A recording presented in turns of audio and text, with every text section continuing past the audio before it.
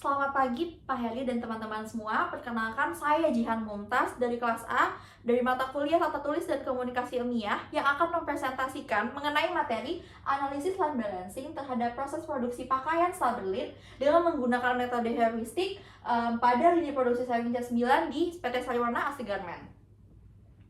Untuk konten pembahasan yang bakal saya bawakan pada hari ini yaitu ada yang pertama latar belakang masalah, tujuan penelitian, tinjauan pustaka, metodologi penelitian, analisis dan pembahasan, dan nanti terakhir akan ditutup dengan kesimpulan. Untuk latar belakang masalahnya sendiri, di mana di sini perusahaan itu menginginkan ketepatan produksi agar dapat memenuhi permintaan dari pelanggannya. Namun setelah saya cari tahu nih lebih dalam, ternyata itu terdapat masalah nih, di mana operator itu mengalami adanya idle time sehingga terjadilah bottleneck karena tidak meratanya beban kerja pada setiap stasiun kerjanya. Dan kadangkala itu terdapat target output produksi itu tidak terpenuhi. Untuk tujuan penelitian sendiri di sini ada 3, di mana itu yang pertama kita tuh ingin meminimasi adanya idle time, yang kedua kita tuh ingin merancang model line balancing yang tepat dengan menggunakan metode heuristik pendekatannya, dan yang ketiga itu memberikan usulan perbaikan jumlah operator sewing agar beban yang diterima tiap operator itu seimbang gitu ya. Nah, mungkin sekilas nih teman-teman, kita bakal bahas yang pertama itu tentang line balancing. Line balancing itu apa sih? Yang mana line balancing itu adalah suatu strategi yang mana ingin menyeimbangkan setiap beban kerja di tiap elemen kerjanya itu pada lintasan produksi agar dapat meminimasikan adanya idle time. Dan metode line balancing itu apa aja? Yang pertama itu sebenarnya itu banyak. Namun yang di penelitian ini yang saya gunakan itu metode heuristik, yang mana metodenya itu ada J-Wagon, rank positional weight, dan largest candidate rule. Untuk metodologi penelitiannya sendiri, di mana objek penelitian yang saya teliti itu lebih ke pakaian setelah berlin dengan warna white solid pada lini produksi sewing C9 dengan variabel terikatnya yaitu performansi keseimbangan lintasan, dan variabel independennya itu waktu siklus setiap elemen, jumlah elemen, serta jumlah operator dalam tiap elemen kerjanya.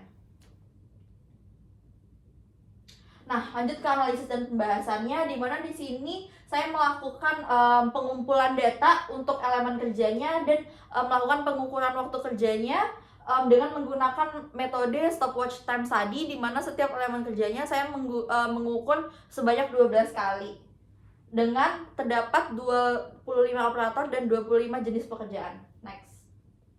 Nah, di sini teman-teman terdapat presiden diagram awal dan presiden diagram setelah perbaikan, di mana sini terdapat perbedaan nih teman-teman. Dari presiden diagram yang perbaikan itu terdapat penambahan jumlah operator yaitu pada proses 12 dan 16. Hal ini terjadi kenapa?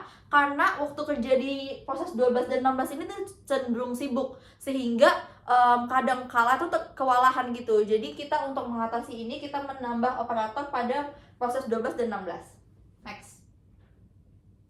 Nah, untuk metode line balancing menggunakan pendekatan heuristiknya ada 3, dimana itu yang pertama RPW. Ini bedanya dari yang lain. Kalau RPW kita tentuin dulu nih bobot dari operasi kerja, lalu diurutkan dari bobot terbesarnya. Sedangkan kalau LCR itu kita melakukan perankingan dari waktu terbesarnya, dari waktu operasi terbesar lalu diurutkan hingga yang terkecil. Dan kalau J-Wagon itu kita menentukan bobot posisinya lalu nanti diurutkan juga. Next. Nah, terakhir kita bakal hasil perhitungan performansinya, di mana di sini dari 3 metode ini mengalami perbaikan dari lini perakitan awalnya, di mana dari jumlah stasiun kerja pun menjadi lebih terminimasi jadi 15 stasiun kerja, efisiensi lini juga semakin lebih baik, lebih mendekati 100%, yaitu 77,33%, balance delay-nya juga semakin menekan, semakin kecil lagi, dan total waktu menganggur juga semakin kecil, dan smoothness index juga lebih kecil ketimbang dari lini perakitan awal. Next. Terakhir itu teman-teman, kita ada sampai kesimpulan, di mana yang pertama itu performansi lini perakitan awal itu belum baik, terlihat pada beberapa stasiun kerja itu masih terjadi idle time dan bottleneck. Dan yang kedua yaitu metode dari ketiga metode itu metode line balancing yang LCR itu yang terbaik karena mempunyai nilai performansi yang paling baik. Dan yang ketiga yaitu jumlah tenaga awal itu ada 25 operator, namun pada setelah perbaikan proses 12 dan 16 itu menambah 2 operator lagi. Next. Sekian dari saya, kurang dan lebihnya mohon dimaafkan. Terima kasih.